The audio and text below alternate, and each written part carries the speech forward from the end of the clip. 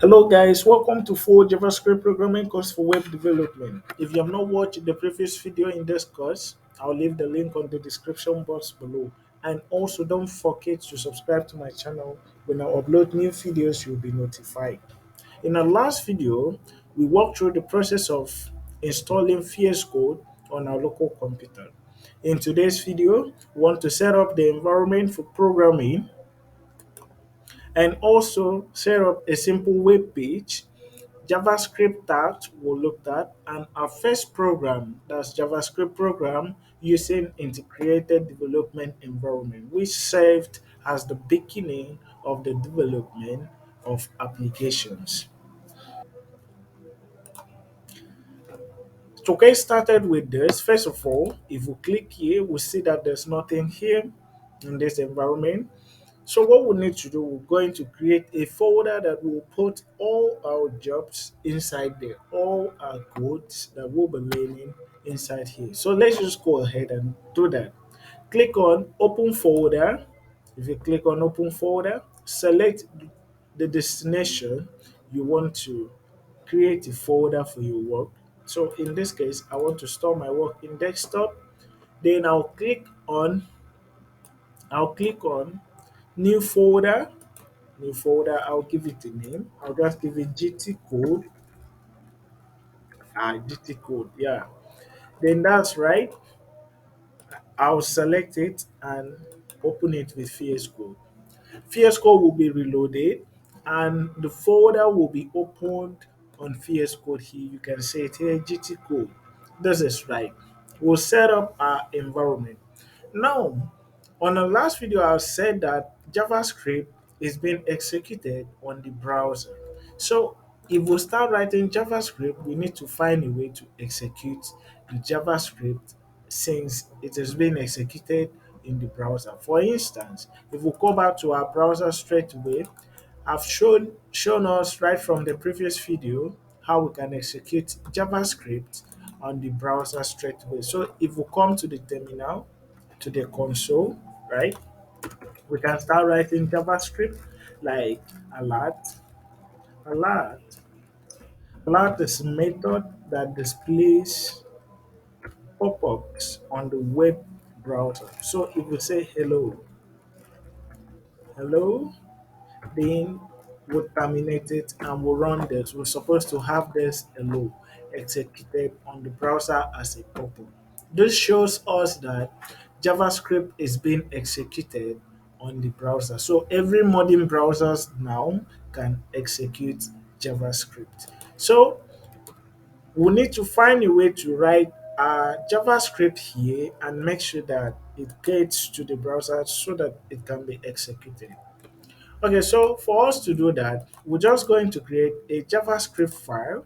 So we'll just name it main.js. You can name it anything you want to name it, but remember you must add .js. If you didn't add this .js to the name of the file, it's not going to work out because every JavaScript file is being identified with this extension .js. Okay, so we just create this. When once this is created, you see that it's being opened here. We can close this. That is being opened here. That means we'll type any code you want to type this side. All your files will be showing this side. You can also expand this and shift this anyhow you want it to be. As we continue, we will get used to this environment and know how to move alongside with it. Okay, the same thing we did on the browser. Let's just do it straight away here. So we can just do alert and click on this first one.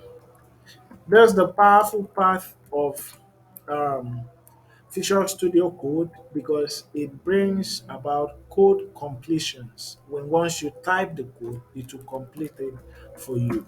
So our first program, Hello World, we just type it here. But you see, there's no way we can make this program execute on the browser. The aim is we're going to build softwares that runs on the browser. That's web development. Okay, so we're just going to find a way to make this program run here. There's no any way you can test this program whether it's working or it's not working. Yeah. So the only way we can test this is to attach JavaScript file to a markup language which will be executed on the browser. So as long as the markup file is being loaded on the browser, the JavaScript file will be executed. So that's just the idea behind this. So what is a markup language? A markup language is a structure for all web pages, all the document that runs in the web or that are viewed in the web make use of markup language. Just pardon me for this. Okay, so I'll just show you, even though you don't understand what I want to do now, I just want you to follow me only for this one. But I'll attach the link of this markup language videos on the description down this on the description box of this video so that you can follow along and go and learn about this markup language. Okay, so I'll just name it index.html.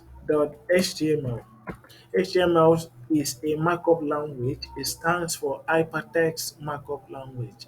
It is a format by which all the resources that are viewed on the browser must take.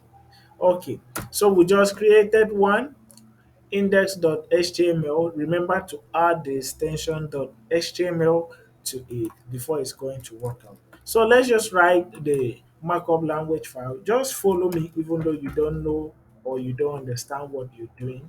Just follow me with time. You're going to flow along with it. So just type HTML here. You set these options. So you select the second one, HTML column 5. So this will give you this format of HTML. As I've said earlier, if you don't understand this, just follow me and forget what you're saying. With time, you're going to get used to it. Okay, so this is format by which this can be viewed. For instance, let me just use head one. For instance, just say JavaScript, JavaScript. Okay, JavaScript. Okay, like so. So how can we view this on the browser? You can, if you still go back to the browser, nothing happened. It's still the way it works. How can we take a good look at this on the browser? We can do so. We just come to this index.html, click on it, then right click, then go to copy path. Just copy the path. Go back to the browser, navigate to the search bar, then paste that. Okay, it's going to take the directory where the markup file is being created and it's going to load it. Wow. So we'll have this on the browser loaded. So now we can access our work on the browser as a web page. That's beautiful. So now to execute this work on the browser, since we have found our way to this extent, the idea is we're going to attach this file to this particular file so that when it is loaded on the browser, it's going to execute it. I'll just tell you the process of how that happens. Okay, so let's do that. The ways to do that is before the closing tag of this body, before the ending of this body up here, we'll just type script. This script, we're going to pick the second one, script hyphen src. Okay, src stand for source. So the source is specifying the source where the JavaScript file is being stored. In this case, we are in the same place, so the JavaScript file, we're just going to use type main JS. You can just say it pop up so we can click on it. So this is the path by which it is being done. You can type it this way or you do this way or you type it this way forward slash to see everything that is listed on this particular path. So you can just click this. Okay, so let's check the browser and see if this file will be loaded on the browser. Remember, we're supposed to have hello world pop up. Okay, let's refresh. Nothing happened, nothing happened. Instead, we are having some errors. So nothing happened. So a lot. So let's check really what let's see really what happened. I think we're supposed to put dot there. So sorry for that. Let's see it again. Good. This is wonderful. So this is what we expect from here. You can see that we have access to this file.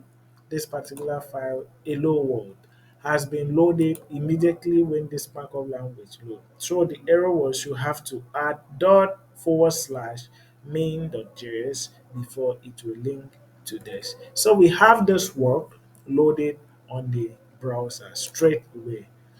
So this is how JavaScript works. So that means we can continue writing our JavaScript files here and see what is going to be. So a hello world. So we can do another one. How are you doing? Hi, Mike. How was your day? How was your day? Like so. Okay, if we go again and refresh, then we have hi Mike, how was your day? Everywhere is going fine. Remember, you have to enable autosave for this to save automatically. If you didn't do that, you have to press on Control S each time you make changes to this file. So if this is not checked, you kindly check it to follow it along with us. Okay, so on our next video, we'll be talking about variables and comments and data type in JavaScript. So we'll just dive inside JavaScript and learn it straight away since we have our environment set up. See you in the next video.